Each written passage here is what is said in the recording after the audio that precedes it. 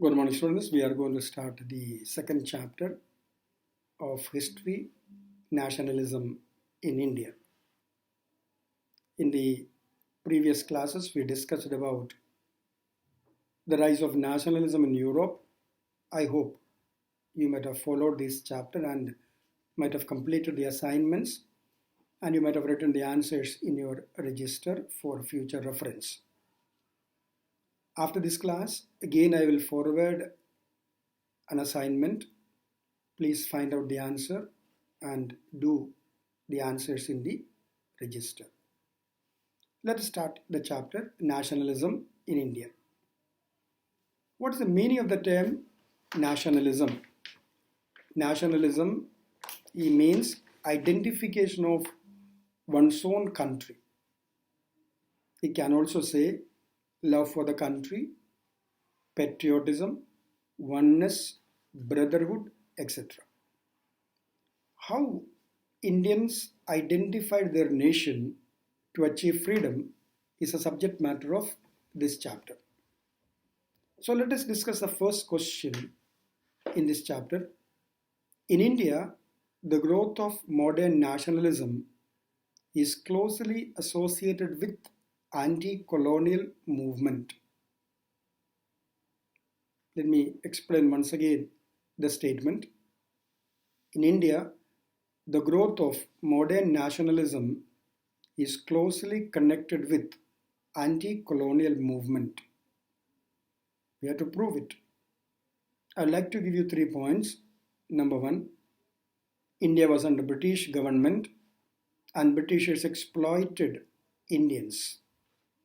All the sections received the exploitation from British government. Second, many sections of Indian society felt these exploitations in a different way. Third point, even though there was differences in the experience of the exploitation, the people of India joined together under Mahatma Gandhi, fought against British government, and we achieved the freedom. When we turn the page, we'll find the main chapter starting, and the first question, how the First World War led to the creation of new political and economic situations in India. How the First World War created a new political and economic situations in India. As you know, the First World War started in 1914. It's continued up to 1918. And what were these important points to be noted here? The first point, there was a huge increase in defense expenditure. Because of the war, defense expenditure has increased. And the government introduced new taxes. So there were sufferings and hardships of the people. First of all, I say there was a huge increase in defense expenditure. Government introduced new taxes, and this led to extreme hardships of the people. Then the people were called upon to serve the army. Almost all the farmers joined the army. They were forced to join the army. When farmers joined the army, agricultural production sharply declined. This led to a huge price rise in agricultural production. Along with the shortage of food items, there were epidemics, and that also killed about 13 million people. I'll tell you all these points once again. There was a huge increase in the defense expenditure. Government introduced new taxes. There were extreme hardships for the people. Villagers were called upon to serve the army. Farmers were forced to join the army. Agricultural production sharply declined. Prices of the agricultural products increased. Terrible shortage was there. Along with that, there was an epidemic that claimed 13 million people. This was a background of the Indian freedom movement, and the people of India expected that the First World War would be over in a short period of time and the sufferings will end. But it prolonged. At that time, Mahatma Gandhi returned from South Africa. Mahatma Gandhi came to India in 1915, that you know it, from South Africa. And as soon as he came to India, he started organizing people for a freedom movement. And he started Sabarmati Ashram. It started initially on 25th May 1915, later shifted to a new place, Sabarmati, on 17th of June 1917. So soon after establishing the Sabarmati Ashram in 1915, he started preaching his policy called Satyagraha. What is the principle of Satyagraha? Satyagraha means true desire. Under Satyagraha, few points to be noted. The first one, the idea of Satyagraha emphasized the power of truth and the need to search the truth. The power of truth we need to understand. If you do not have the power of truth, we need to search for it. Secondly, Satyagraha suggested that if the cause was true, then physical force is not required against the oppressor. And the Satyagrahi could win the battle through non-violence.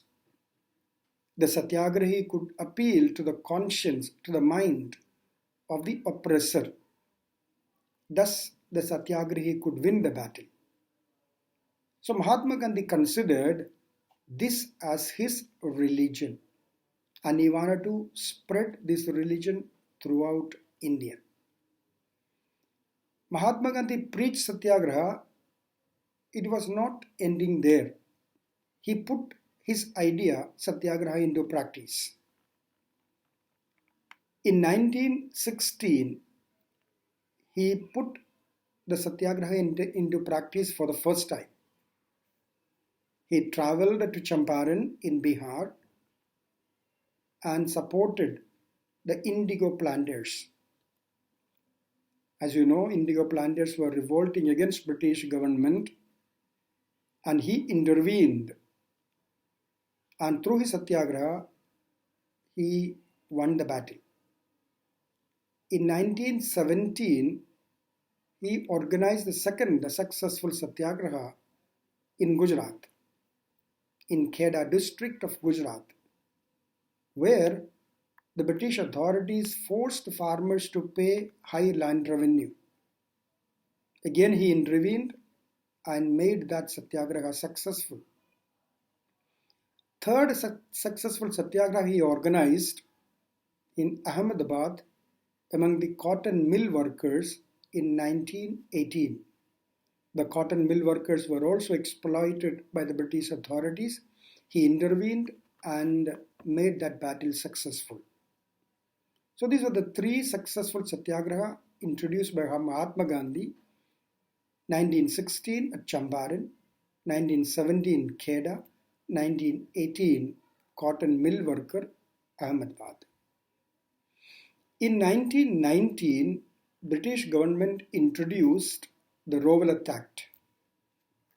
I hope that all of you know the meaning of Rowlatt Act. We studied in class 8. According to the Rowlatt Act, British government got the power to arrest all the political activists and imprison them without trial for 2 years. British government got the power to arrest and imprison any person, especially political leaders, without any trial for 2 years. This is Rowlatt Act.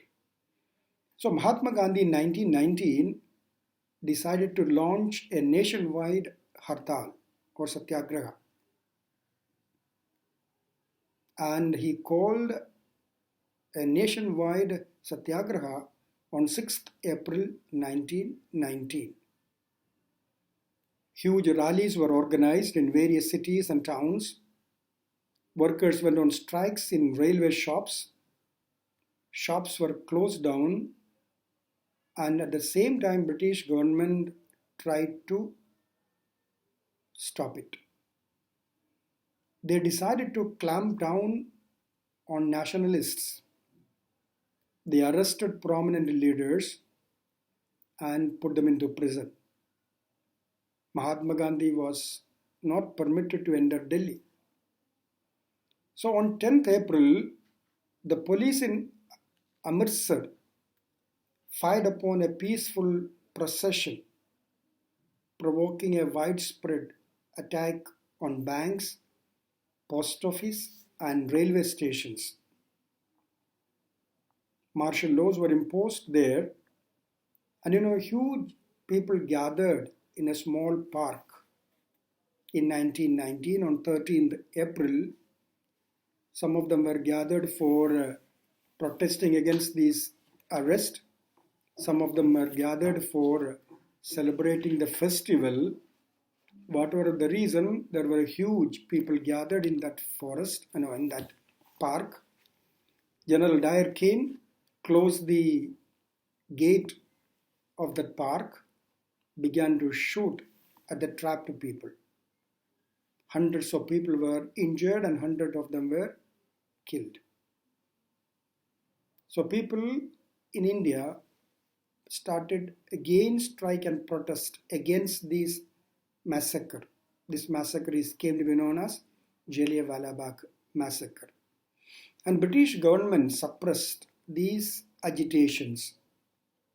And you know that it says that the British government arrested a number of leaders, humiliated them. They were forced to rub their nose on the street, and they were forced to crawl on the streets. They were bombed, they were flogged, and thus they suppressed this agitation. The first part of the chapter, here we are closing.